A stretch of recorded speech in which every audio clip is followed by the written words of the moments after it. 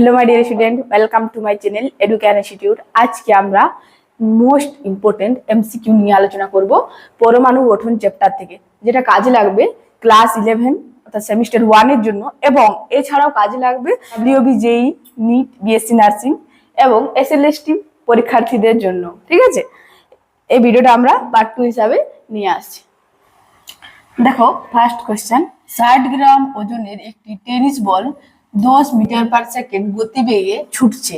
বলটির de Broglie তরঙ্গ দৈর্ঘ্য হলো কত, ওটা আমাদের বার করতে হবে। এখানে দেখো এইচ এর ভ্যালুটা দেওয়া আছে, H equals to 6.63 into 10 to the power -34 joule into second. দেখো এখানে আমাদের সবসময় কি করতে হবে, এককটা দেখতে হবে। এইচ এর একক কি আছে, জুল ইনটু সেকেন্ড আছে, মানে এসআই এককে আছে। তাই আমরা সব কি করব, সবকে আমরা এসআই এককে নিয়ে যাব প্রথমে। ঠিক আছে, দেখো এখানে আমাদের এইচ এর ভ্যালুটা প্রথমে লিখি 6.63 into 10 to the power -34 joule into second হলো। এরপর দেখো এটা টেনিস বল গতিবেগে ছুটছে, ভিটা দেওয়া আছে 10 মিটার ইনটু সেকেন্ড ইনভার্স, এটা তো এসআই এককে আছে।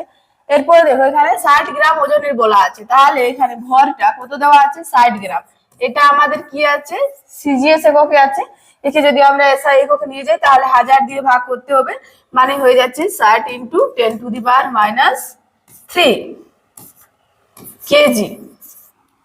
ওকে, দেখো ডি ব্রগলি তরঙ্গ দৈর্ঘ্যের আমরা সূত্র কি জানি, ল্যামডা সমান h/mv। ঠিক আছে, তাহলে দেখো এখানে যদি আমরা ভ্যালু গুলো বসাই, এইচ এর মান কত আছে 6.63 into 10 to the power -34 joule into second, 6.63 into 10 to the power -34। M এর মান কত আছে 60 into 10 to the power -3 into V এর মান কত আছে 10। ঠিক আছে, দেখেন 10 হয়ে গেল। দেখো কত পাচ্ছি, এখানে প্রথম কি করব 6.63 ইনটু 10 টু দি পাওয়ার -34 আছে। এই 10টা যদি আমাদের উপরে চলে আসে তাহলে কি হয়ে যাবে, 10 টু দি পাওয়ার 3 হয়ে যাবে। আর নিচে দেখো 60টাকে আমরা কি করব 6 করে নিচ্ছি, ইনটু এখানে 10 ইনটু 10 মানে 100, টা হয়ে গেল 10 এর স্কয়ার ইকুয়ালস টু কত হয়ে যাবে, দেখো 6.63। দেখো আমাদের যেহেতু অপশন গুলোতে কি আছে 10 টু দি পাওয়ার দিয়ে আমাদের সব ভ্যালু আছে, তাই আমরা কি করব, এটাকে প্রথমে আমরা সবসময় চেষ্টা করব 10 টু দি পাওয়ারে আমাদের অ্যানসারটা নিয়ে আসার। তো দেখো 6.63 কে 6 দিয়ে যদি ভাগ করি তাহলে কত হয়ে যাবে, 1 হবে প্রায়। তাহলে এখানে 1 লিখে নিচ্ছি সেই জায়গাটাতে, into 10 to the power 34 minus আছে আর এটা প্লাস, তাহলে এখানে কত হয়ে যাবে -31 হয়ে যাবে। তাহলে 10 টু দি পাওয়ার -31, আর এখানের স্কোয়ারটা যদি আমাদের উপরে চলে আসে তাহলে কি হয়ে যাবে, সেটা চলে আসবে -2। কত হয়ে গেল দেখো 1 ইনটু 10 টু দি পাওয়ার -33। তাহলে দেখো আমরা কত পেলাম অ্যানসারটা 10 টু দি পাওয়ার -33। এরপর আমরা কি করব, এসআই একক লিখবো। এসআই এককে কি হবে, এর একক হবে মিটার।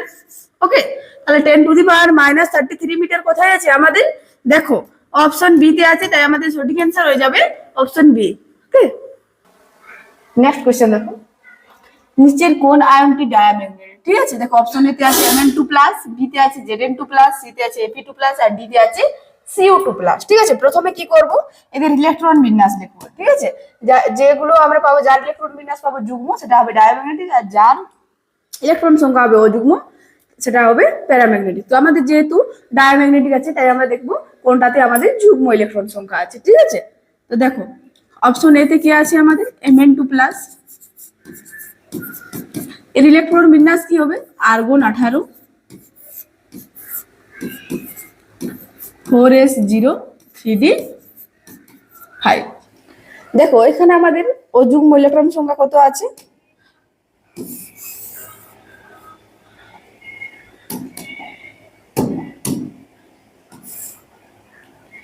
2 3 4 5, তাহলে আমাদের 3d5।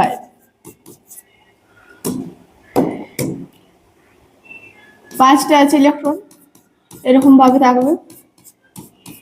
এখানে আমরা কি পেলাম, অযুগ্ম ইলেকট্রন, তাহলে এটা কি হলো আমাদের প্যারাম্যাগনেটিক। ঠিক আছে, এরপর আমরা অপশন বি তে যাব।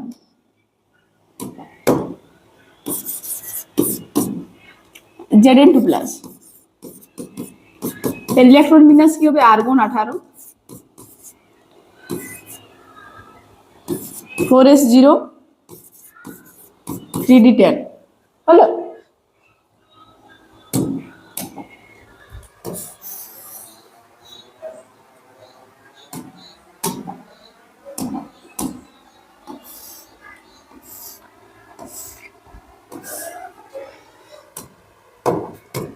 তাহলে আমাদের 3d10।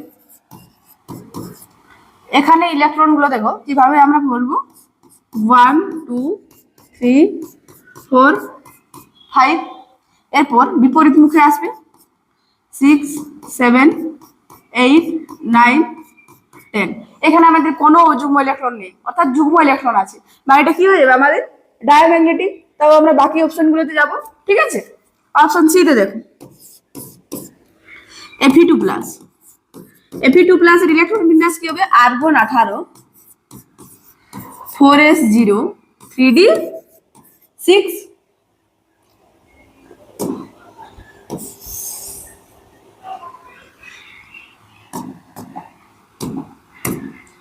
দেখো 1 2 3 4 5, 3d6 আছে 6। এখানে ইলেকট্রন গুলো আমরা কিভাবে বলবো? দেখো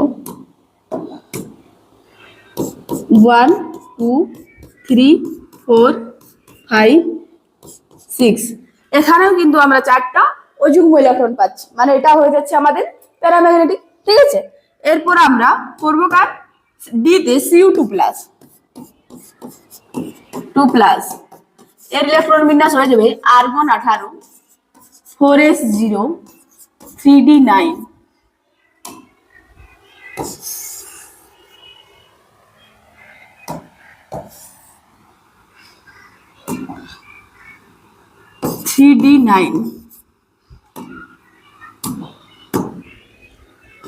1 2 3 4। ইলেকট্রন গুলো কিভাবে বলবো? 1 2 3 4 5 6 7 8 9। এখানেও কিন্তু আমরা একটা অযুগ্ম ইলেকট্রন পাচ্ছি। তাহলে আমাদের কোশ্চেন বলেছে ডায়াম্যাগনেটিক, তো ডায়াম্যাগনেটিক আমরা কোনটা পেয়েছি? অপশন বিটা, ঠিক আছে। Zn2 প্লাস, তাই আমাদের সঠিক অ্যান্সার হয়ে যাবে অপশন বি। নেক্সট কোশ্চেন দেখো, হাইড্রোজেনের প্রথম বোর কক্ষে একটি ইলেকট্রনের গতিবেগ 2.19 × 10⁶ মিটার × সেকেন্ড ইনভার্স হলে দ্বিতীয় কক্ষের গতিবেগ হবে। দ্বিতীয় কক্ষের গতিবেগ আমাদের নির্ণয় করতে হবে, ঠিক আছে। এখানে এটা কার মান? এটা হচ্ছে v1 এর মান। তাহলে v1 এর মানটা কত দেওয়া আছে? 2.19 × 10⁶ মিটার × সেকেন্ড ইনভার্স হলো। দেখো দ্বিতীয় কক্ষের গতিবেগ বার করতে বলা আছে, মানে n = কত হয়ে যাবে? 2। আমরা সূত্র কি জানি গতিবেগ নির্ণয়ের? তাহলে এখানে কি হয়ে যাবে? v2 সমান v1 × z/n হলো। দেখো v1 এর মান কত আছে? 2.19 × 10⁶ z এর মান কত হবে? হাইড্রোজেনের z হবে 1, পরমাণু ক্রমাঙ্ক, তাহলে 1, l এর মান হচ্ছে 2। তাহলে দেখো অ্যান্সার কত আসছে আমাদের? 2, 2 × 2 2 × 18, দুটোর আগে দশমিক, এখানে চলে আসে দশমিক × 10⁶। তাহলে এটা কি হয়ে যাবে? Metre × second inverse. ওকে, দেখো এটা আমাদের কোথায় আছে? এটা আছে অপশন এ তে, তাই আমাদের সঠিক অ্যান্সার হয়ে যাবে option A. Okay, next question দেখো, চতুর্থ কক্ষের একটি ইলেকট্রনের কণিক ভরবেগ হলো, ঠিক আছে। দেখো চতুর্থ কক্ষের বলা আছে, মানে এখানে n = কি লিখবো আমরা? 4। ভরবেগের সূত্র কি হচ্ছে? mvr = nh/2π। তাহলে এখানে দেখো আমরা n এর মান কত পেয়েছি? 4। তাহলে 4 × h/2π, তাহলে 2 × 2 = 4, কত হয়ে গেল? 2h/π। কোথায় আছে আমাদের অ্যান্সার? দেখো অপশন বি তে, তাই আমাদের সঠিক অ্যান্সার হয়ে যাবে অপশন বি। নেক্সট কোশ্চেন দেখো, 3d অরবিটাল ইলেকট্রন দ্বারা ভর্তি হওয়ার পর পরবর্তী ইলেকট্রন যে অরবিটালে প্রবেশ করবে তা হলো। দেখো অপশন এ তে আছে 4s, বি তে আছে 4p, সি তে আছে 4d আর ডি তে আছে 5s। এই কোশ্চেনটার জন্য আমাদের কি করতে হবে, এফডিপিএস সূত্রটা মনে রাখতে হবে। এফডিপিএস সূত্রটা কেমন দেখো, এখানে হয়ে গেল এফ, তারপরে ডি, তারপরে পি, তারপর এস। এখানে আমাদের কি আছে 3D, তাহলে এখানে ডি এর পাশে আমি লিখে দিলাম 3D। এখানে আমাদের কি করতে হয় দেখো, এন এর মানটা প্রত্যেকটাতে কি করতে হয়, 1 বৃদ্ধি করতে হয়। এখানে এন এর মানটা হয়ে যাবে 1 বেশি, এরপর এখানে তার থেকে 1 বেশি হবে, আর পি এর পরে এসে আবার এন এর মানটা আরেক বৃদ্ধি পেয়ে যাবে। তাহলে এখানে আমাদের 3D আছে, n ইকুয়ালস টু কত হয়ে গেল 3, তাহলে এখানে আমরা কত বসাবো, n ইকুয়ালস টু 4 বসাবো, তাহলে এখানে হয়ে গেল 4p, আর এখানে যদি 1 বৃদ্ধি পায় n এর মানটা, তাহলে 4 থেকে কোথায় চলে যাবে 5s। তো দেখো 3D এর পরে আমরা কোথায় গেছি, 4p তে, তো 4p আমাদের কোথায় আছে, অপশন বি তে, তাই আমাদের সঠিক অ্যান্সার হবে অপশন বি। নেক্সট কোশ্চেন দেখো, কোন ডি অরবিটালে 4টি লোব থাকে না, অপশন এতে dxy, বি তে dyz, সি তে dz স্কয়ার, আর ডি তে আছে dxz। ঠিক আছে, তো দেখো dz স্কয়ারে 4টি লোব থাকে না। dz স্কয়ার ছবিটা হয় কেমন, এরকম ভাবে, ঠিক আছে, তাহলে dz স্কয়ার, তাহলে অ্যান্সার কোনটা হয়ে যাবে আমাদের, অপশন সি। ওকে, নেক্সট কোশ্চেন দেখো, কোন ইলেকট্রনের m = +3 হলে তাকে পাওয়া যাবে, m = কত হয়েছে +3, তাহলে কোন উপকক্ষে পাওয়া যাবে, যে কোনো এক উপকক্ষে। দেখো কিভাবে পাওয়া যায়, এটা ধরো f উপকক্ষ, তো 1 2 3 4 5 6, উপকক্ষের কি হয় 7টা ঘর থাকে। ঠিক আছে, তাহলে এটা যদি আমাদের +3 হয়, এটা +2 +1 0 -1 -2 -3, তাহলে এখানে আমরা কি পেলাম, +3 ভ্যালুটা পেলাম এর মানটা, তাহলে আমাদের অ্যানসার কি হয়ে যাবে, যে কোনো এফ উপকক্ষে। ঠিক আছে, অপশন বি ইজ রাইট।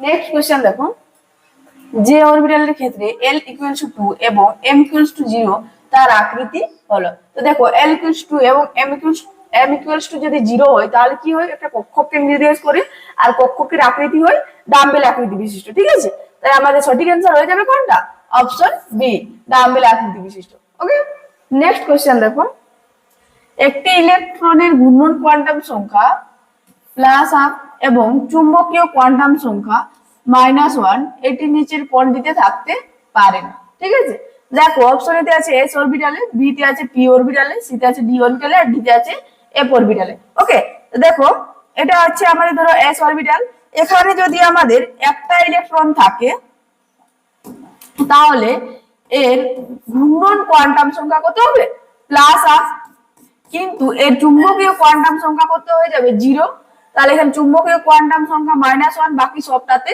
আসবে। ঠিক আছে, তাই আমাদের কোনটাতে থাকতে পারে না বলা আছে, তাই সঠিক অ্যান্সার হয়ে যাবে কোনটা, অপশন এ, s অরবিটালে। ওকে, নেক্সট কোশ্চেন দেখো, 4s অরবিটালে গোলকাকার নোড আছে। ঠিক আছে, 4s অরবিটাল, তো দেখো এটা যদি হয় আমাদের 1s, তাহলে এটা হলো 2s, 3s, আর এটা হচ্ছে 4s। তাহলে এখানে আমরা নোট কটা পাবো, দেখো এখানে পাচ্ছি একটা, এখানে একটা, এখানে একটা, তাহলে 3টা নোট পেলাম। নোট কোনখানে পাওয়া, দেখো যেখানে আমাদের ইলেকট্রন পাওয়ার সম্ভাবনা 0 থাকে, মানে ইলেকট্রন পাওয়া যায় না, ফাঁকা স্থান থাকে, সেখানে আমরা নোট পাবো। তাহলে এখানে নোট কটা পেলাম, 1 2 3টা, তাই আমাদের সঠিক অ্যান্সার হবে কোনটা, option D. Okay, next question দেখো, প্রথম 3টি বর্গক্ষের ব্যাসার্ধের অনুপাত হলো। ঠিক আছে, তো দেখো আমরা ব্যাসার্ধের সূত্র কি জানি, rm = r1 * n²। আমাদের বার করতে হবে কি 3টি বর্গক্ষের, মানে r1 = r2 = r3। r1 এ তো দেখো r1 এ হবে, r2 এর কি হয়ে যাবে, দেখো r1 * n² বা 2 এর স্কয়ার, r3 হয়ে যাবে r1 * 3 এর স্কয়ার। তাহলে কত হয়ে গেল, দেখো r1 4r1 9r1, তাহলে r1 r1 ক্যান্সেল, থাকলে কত 1:4:9। ওকে, তো দেখো 1:4:9 আমাদের কোথায় আছে? অপশন সি তে, তাই আমাদের সঠিক অ্যান্সার হয়ে যাবে অপশন সি।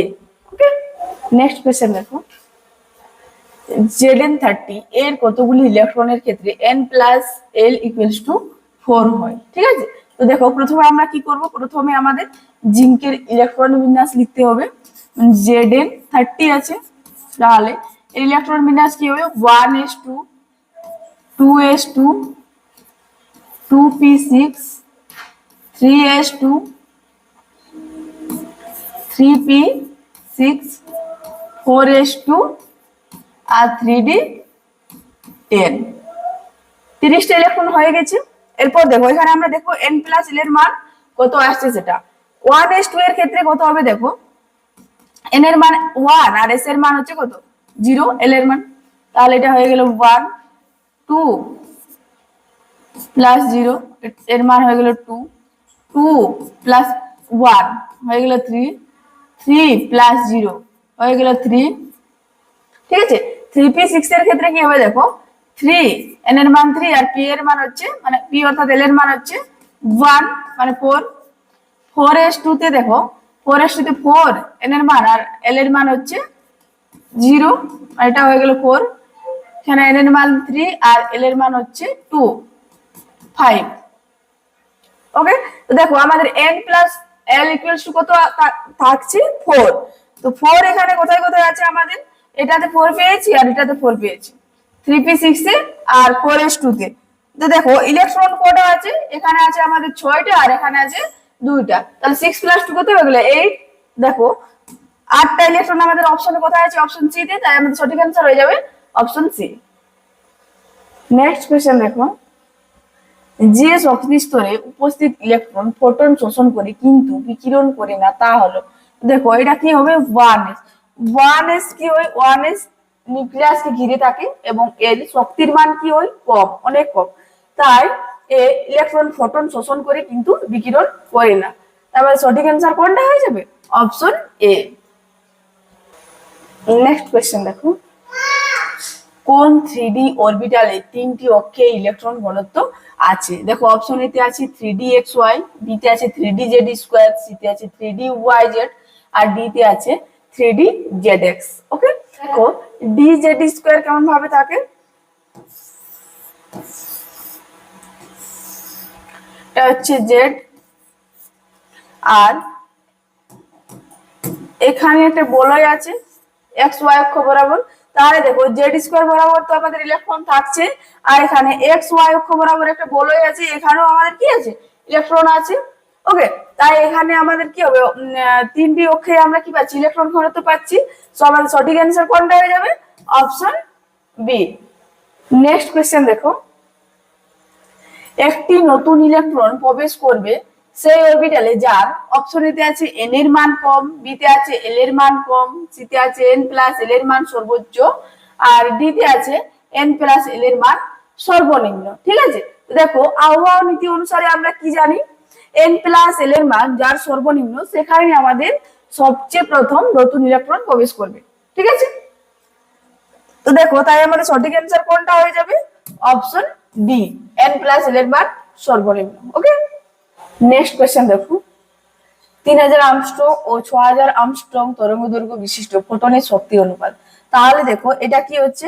এটা হচ্ছে λ1 আর এটা হচ্ছে λ2 এর মান। ওকে, তো দেখো E1 সমান আমরা সূত্র কি জানি? hc/λ1 হয়ে যাবে। আর E2 সমান তাহলে কি হয়ে যাবে? hc/λ2। দেখো और E1 = hc/λ1 এর মান কত পারে? 3000 আর্মস্ট্রং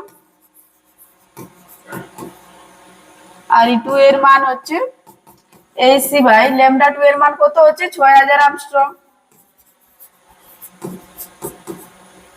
হয়ে গেল, তারা আমাদের তরঙ্গ দৈর্ঘ্য বিশিষ্ট ফোটনের শক্তির অনুপাত বলা আছে, বার করতে হবে। দেখো E1 ইস টু ই টুর মানটা কত হয়ে যাবে HC by 3000 angstrom is to HC by 6000 Armstrong.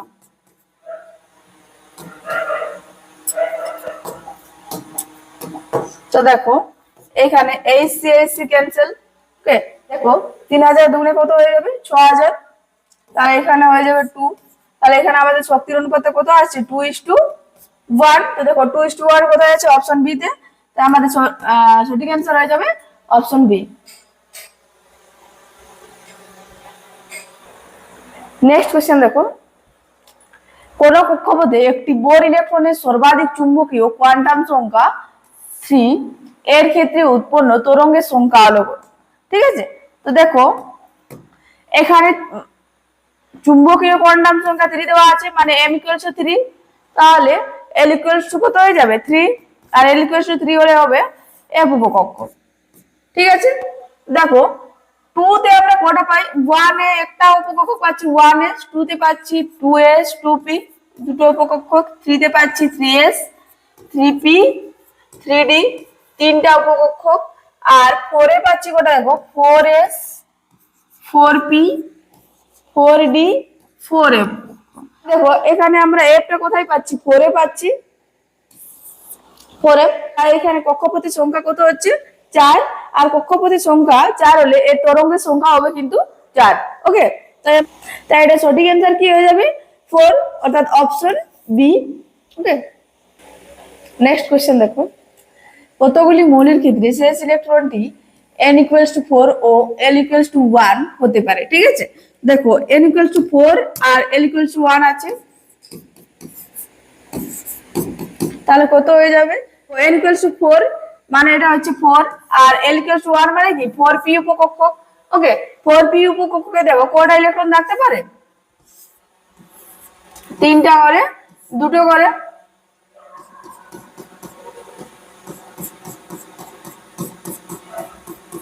মানে কয়টা ইলেকট্রন থাকছে 6টা।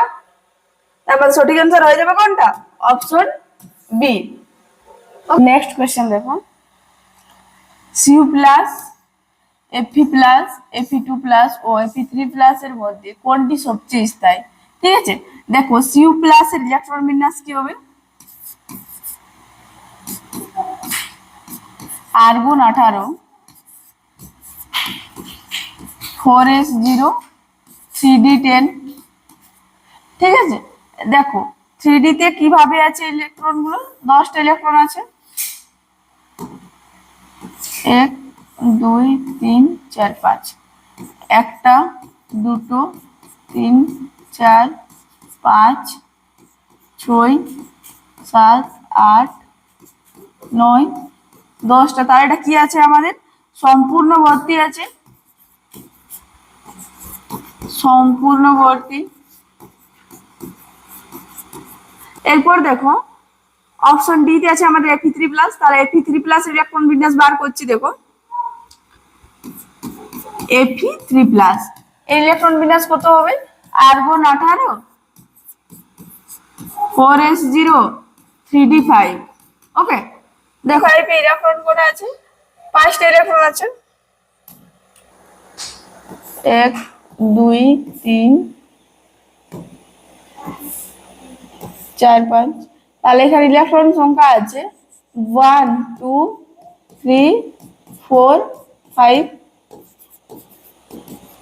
তাহলে এখানে কি আছে আমাদের অর্ধপূর্ণ আছে। হলো, দেখো কপারের পরমাণু ক্রমাঙ্ক কত হচ্ছে 29, আর এফি পরমাণু ক্রমাঙ্ক হচ্ছে 26। এখানে দেখো এখানে আমাদের ইলেকট্রন কটা আছে একটা বার হয়ে গেছে, মানে 28টা ইলেকট্রন আছে, আর প্রোটন কিন্তু 29টাই আছে। তাহলে 28টা ইলেকট্রনকে কটা প্রোটন দ্বারা টানছে 29টা প্রোটন দ্বারা, তাহলে ইলেকট্রন প্রতি নিউক্লিয়ার চার্জ কত হয়ে যাবে 29/28p প্রোটন। এখানে দেখো 26টা এখানে আমাদের কি আছে প্রোটন আছে, কিন্তু ইলেকট্রন কটা আছে 3টে বার হয়ে গেছে, 26 থেকে 3 বিয়োগ মানে 23টা। তাহলে দেখো 23টি ইলেকট্রনকে টানছে কত 26টি প্রোটন দ্বারা, তাহলে ইলেকট্রন প্রতি নিউক্লিয়ার চার্জ হয়ে যাচ্ছে 26/23। 23p। দেখো এই ক্ষেত্রে ভগ্নাংশটার ক্ষেত্রে কি হচ্ছে 29 থেকে 28 মানে 1 কম আছে, আর এখানে 26 থেকে 23 মানে 3 কম আছে। তাই এইখানে এই ভগ্নাংশটার মানটা কি হয়ে যাবে, বেশি হবে। মানে এখানে আমাদের ইলেকট্রন প্রতি নিউক্লিয়াস চার্জের মানটা বেশি, তাই এটা আমাদের বেশি স্টেবল হবে, ঠিক আছে, বেশি স্থায়ী। অর্ধপূর্ণ হওয়া সত্ত্বেও কিন্তু বেশি স্থায়ী কি হচ্ছে, Fe3+। তাই আমাদের সঠিক অ্যান্সার হয়ে যাবে option D. Okay, next question দেখো, একটি electron 600 metre into second inverse বেগে আবর্তনশীল যেখানে সঠিকতার মাত্রা 0.005%, ইলেকট্রনটির অবস্থানের নিশ্চয়তা পরিমাণ হলো। ঠিক আছে, এখানে দেখো ভিটা কত দেওয়া আছে, 600 মিটার ইন্টু সেকেন্ড ইনভার্স, তাহলে ডেল ভিটা কত হয়ে যাবে, 600 ইন্টু 0.005/100।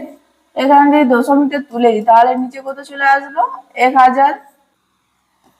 ঠিক আছে, এখানে দেখো এই দুটো শূন্য ক্যান্সেল, তাহলে কত হয়ে গেল, 5×6 = 30,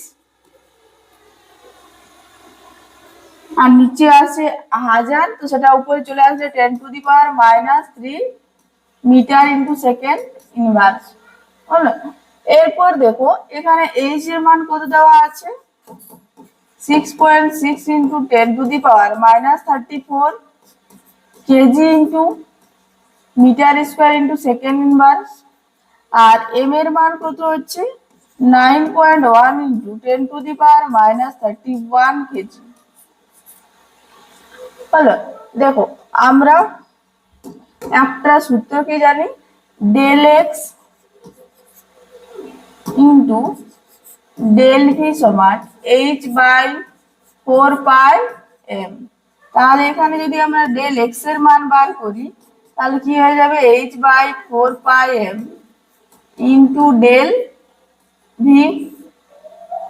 দেখো ভ্যালুগুলো বসাচ্ছি, এইচ এর মান কত আছে 6.6 ইন্টু 10⁻34, তাহলে 6.6 ইন্টু 10⁻34 বাই 4, পায়ের মান কত 3.14 এম, এম এর মান কত হচ্ছে 9.1 ইন্টু 10⁻31 কেজি। তাহলে এখানে হয়ে গেল 9.1 ইন্টু 10⁻31 ইন্টু ডেল ভি এর মানটা কত আছে 30 ইন্টু 10⁻³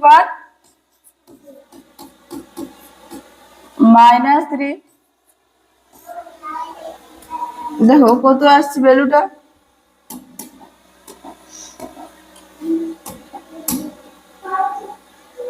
এই যদি 3 কাটি তাহলে 3 দুগুণে 6, 3 দুগুণে 6, 3 10 30 হলো।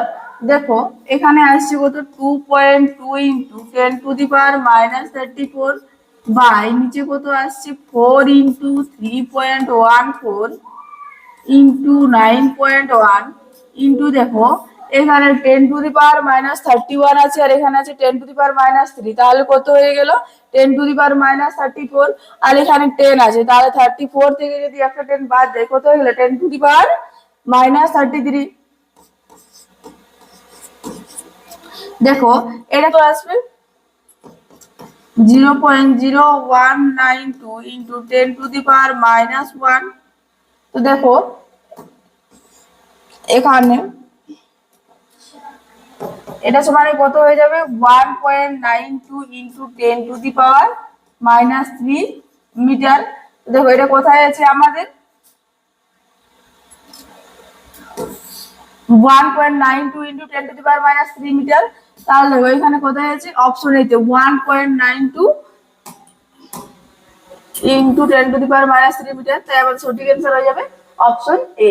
ঠিক আছে, আজকে এই পর্যন্তই, এরপরের ভিডিও আমরা খুব তাড়াতাড়ি নিয়ে আসার চেষ্টা করবো। তোমাদের যদি ভিডিওটি ভালো লেগে থাকে তাহলে লাইক, শেয়ার, কমেন্ট এবং চ্যানেলটি অবশ্যই সাবস্ক্রাইব করে দিন।